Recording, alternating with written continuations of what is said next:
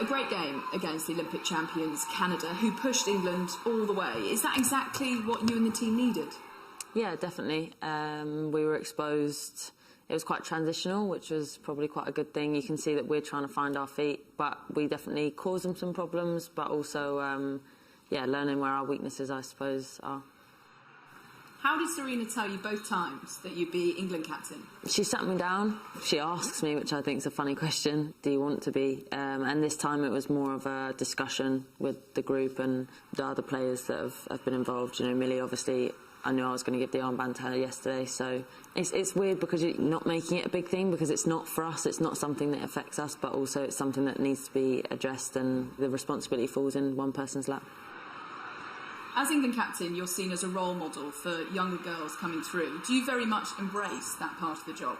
I think so. I think you have an extra responsibility. Like, it's a position that is so highly respected by everybody else. Us as a country make the position and the role what it is. It doesn't normally come from within, so I think that I understand that, and I've understood my role as a female footballer. I think all of us are on that wavelength, you know, maybe, which is slightly different to the boys in terms of we have a job to grow the game, and this responsibility when I'm here, it does maybe heighten it, but I think that we were all doing that anyway.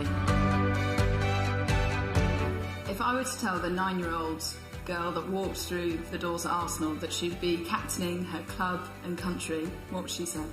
She'd be shocked, but I think I was encouraged to dream that big, which I like when I look back. This was never part of the plan, but the fact that it's turned out to be the way it was, my family had sort of never put limits on that. To even make it to the first team was something that I felt was maybe unachievable at times when I was growing up at Arsenal. To then be playing for England on a regular basis and then to wear the captain's armband.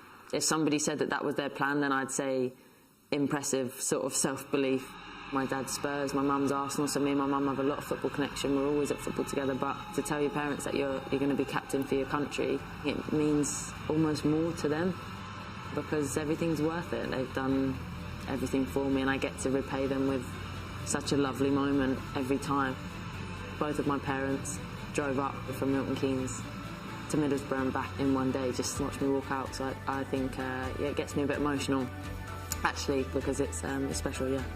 I know you want to create a legacy at Arsenal, but what about England? What would you want your legacy to be? I'd like people to look at me as an England footballer and believe how honoured I am to be in the shirt. That's what means the most to me. I'm very patriotic, very proud to be English, and to wear that badge is everything I've ever dreamed of, and probably what a lot of other people do as well. Wait, that was so easy.